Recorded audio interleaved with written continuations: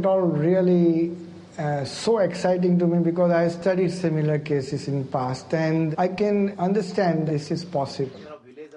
Dr. Shah's most famous case is Palden Dorje, a holy man who claims he has not eaten or drunk anything since he was 12. I haven't eaten anything, not even now, even though I'm 80 years old. That made me really quite excited because I knew that this is something going to change the feeling of medical world. Although I walk 100, 200 kilometers in the jungle, I never sweat, nor feel tired or sleepy. I can meditate for 3, 8 or 12 hours or even months. Palden Dorje recently spent 10 days in observation, watched and filmed 24 hours a day. Minute to minute, second to second. And he was kept in a cabin which was sealed from outside. The bathroom was sealed. One of my assistants would remain with him all throughout 24 hours in changing duty. Doctors would come throughout the day at different time which was not be told to him. And we made sure that nothing can go wrong in the sense medical world should know that there was not a single loophole. They took blood samples from me 3 times a day, morning, afternoon and evening. They checked my kidney, brain and put machines all over my body. They were trying to find out which factors made my body work. They put machines inside my body also.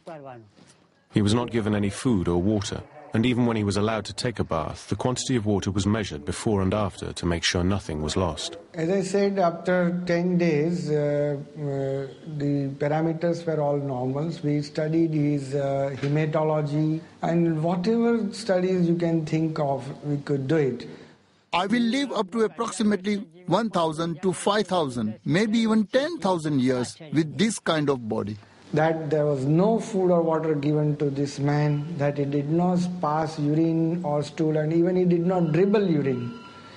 After a few hours, the urine would appear, some fluid would appear in the bladder, and again it would disappear. It is possible to modify fluid intake so you produce a very small amount of urine each day. And if he is covered with a cloth, the chances are he could urinate and it would evaporate from the ground or soak into the ground without anyone noticing. Modern medicine tells us that an average human can only survive for 4 days without water. While confined, Palden Dorje incredibly lasted 10 days under observation. Dr. Shah has a theory on how he's managing to survive without food or fluid. He feels the holy man is feeding off the sun. Hiranandhan Manik used to do solar gazing. He says that you have to go to a flat ground and barefooted and just look at the sun. It's impossible for us to generate heat or light energy from looking at the sun, almost likening it to photosynthesis, which is the process by which plants generate their energy supply. And this is absolutely impossible for a human being to do.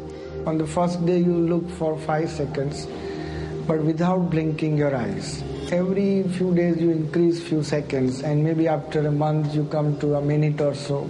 In fact, staring at the sun would damage the retina of the eye. Scientists from America also examined him several times in ophthalmic system, and he found nothing abnormal. The sun transmits energy through a hole in the holy man's throat, producing a sticky, solid lump that he can redigest. This, he claims, refuels the chakra power points in his body. It is not a miracle, it is supernatural. Could these results provide the answer to how the boy is surviving without food and water?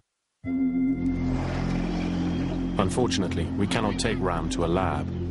For us to have any chance of replicating the doctor's findings, we must head back to Nepal and set up once again from the beginning for 4 days and 4 nights of continuous recording and observation. However, when we get back to the site, we are met with a very different scenario. While we were away, 59 people witnessed Ram spontaneously burst into flames as fire erupted from his chest. On the 5th of January, Wednesday, around 8 o'clock, we saw fire coming from him. He stood and threw the cloth in front of him and was naked in the middle of a burning fire. And then after some time, in a very soft voice, he called for his brother. He asked for a red rope to be thrown over him. He wrapped the cloth over his body and he said, let him concentrate on his meditation and do not disturb him. Over the past 300 years, there have been more than 200 reports of spontaneous combustion, the burning of a body without an identifiable ignition source. Its cause is an unsolved mystery. However, looking at previous evidence of Ram's sweating and assuming that he can control and increase his body's temperature through tummo meditation, maybe this is an extreme demonstration of his power, or just an increasingly elaborate hoax to gain more publicity. After just a week away, security has tightened, and the brother seems a deflated figure. When you start making about 20,000 rupees a day from this, and there's money involved, and this is Nepal, there's going to be fights. It would be unnatural if the committee hadn't started bickering about it yet. The committee seems to have evolved and doubled in size, and it is not clear who is in charge. There are many voices, all challenging for superiority.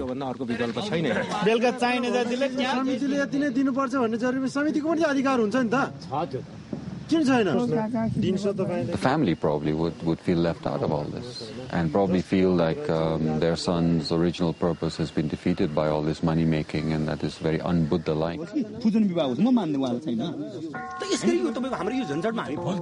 There seems to be a split within the committee as to whether or not we are to be allowed to continue. In fact, the government's response has been very interesting. originally they said, well, we're going to test the boy. The Royal Nepal Academy of Science and Technology is going to go and take blood samples and do a DNA test. I don't know why DNA, but they haven't done it yet. The government of Nepal requested us to visit that site and observe what's happening it. We went very close by and we observed very minutely. His body is almost dead, Only the head part is live. We are concerned about the way of meditation without having any food and drinks. And next to that, the propaganda. Face color was red, like blood color. It is important to test on the boy if we want to know the truth. The report sent to the government states that the boy should be left undisturbed to complete his meditation and not to be tested scientifically. Whatever he is doing there, it is his personal right. There's not even been an effort to try to regulate the income or see who's getting what and try to see if it's not being scammed, that people are not being cheated. There's no official oversight over this whole thing. So it's happening in this sort of a Wild West kind of jungle setting. Another film crew has also arrived. They have even more difficulty than us and fail to get close to the boy. If you are making documentaries, the people are never knowing if you are acting also on the political parts or just for documentary. And sometimes it also can be very difficult and very dangerous also to shoot here with the camera. Nepal is in the grip of a long-raging civil war.